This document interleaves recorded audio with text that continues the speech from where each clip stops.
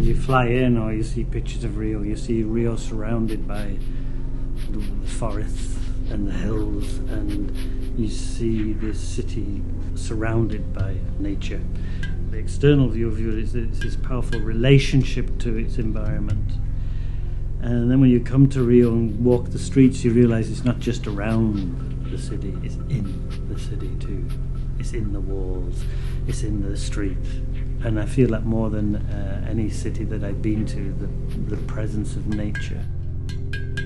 So it was that kind of challenge for me as an artist who works with nature, is to find nature in the building and to make that connection between the building and its origin. And that's a very creative sort of dynamic for me to work with. I wanted a brick building, and this one is fantastic because the brick is not new, but it's kind of almost, it's crumbling. The brick walls of this particular area, the warehouses, the decaying walls that were revealing their interior.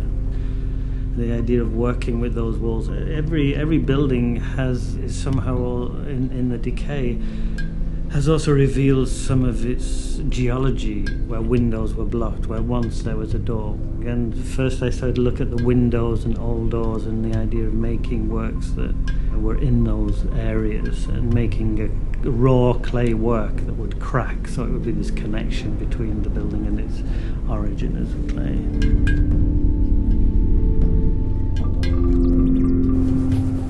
The clay is from a place where bricks are made. This is just about to become a brick, this clay, and we take it. So you walk through the buildings into the brick, into the origin of the brick. I didn't know how to make the dome. I know what I wanted to be inside the dome, but I wasn't sure how to make the dome. And Marcelo came to see me in Scotland, and he showed me a video of the Indian dwellings. And I had in my studio the exact same in a model that I was doing for another commission. I've made works like this before, not with clay, but it was a really nice moment where I realized this sculpture I've already done can combine with this one I want to make for the bones inside.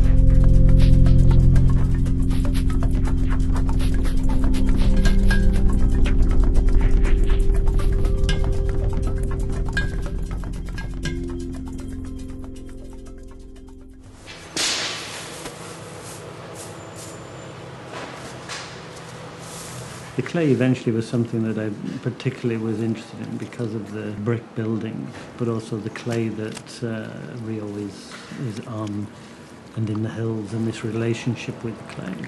So it's a material that is very important to the city.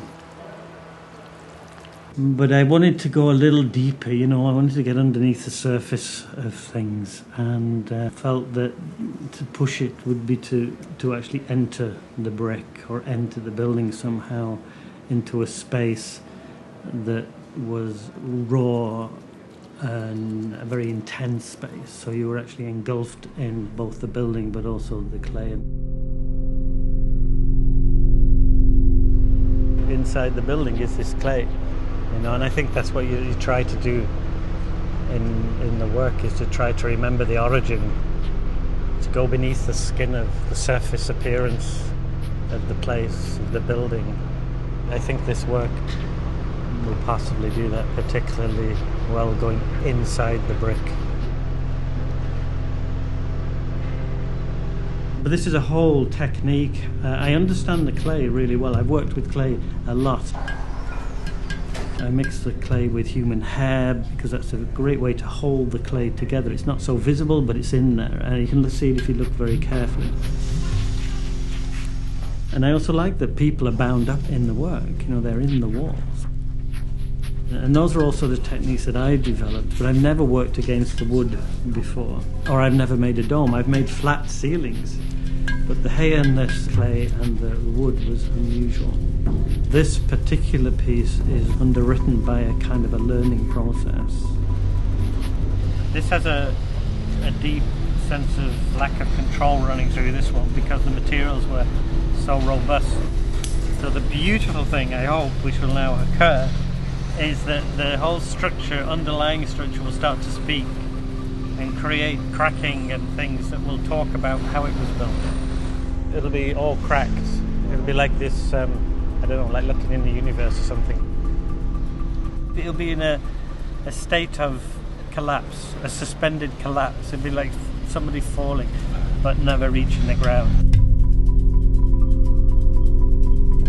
Cracks essentially are about the abdication of control, because you can't predict the crack. That's why I make them. They're like throws. You know, you throw something into the air and there's an unpredictability about that, but you know that if you throw something in a certain way, in a certain light, in a certain atmosphere, in a certain place, at a certain time, it will be a great throw.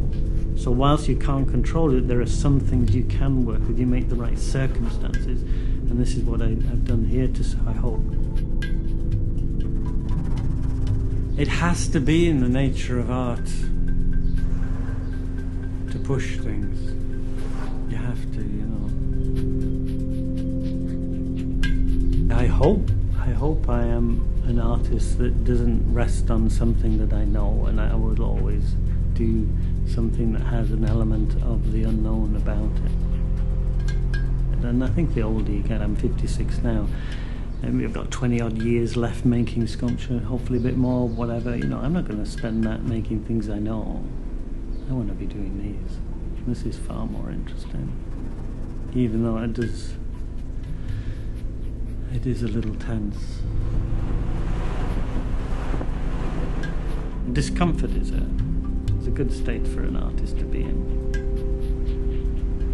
You can explain it like I have, and the rationale and the conceptual elements of the piece, but I think it's really important that ultimately it's something that can only be explained to a point after which it has to explain itself, and that enters the territory of the inexplicable. It has to be experienced, and a work like this, it really will have to be experienced, you know.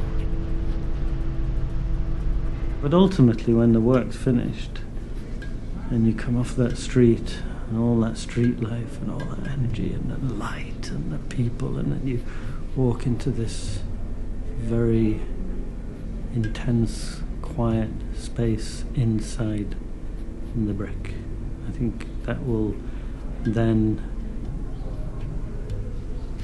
move into an area of the inexplicable.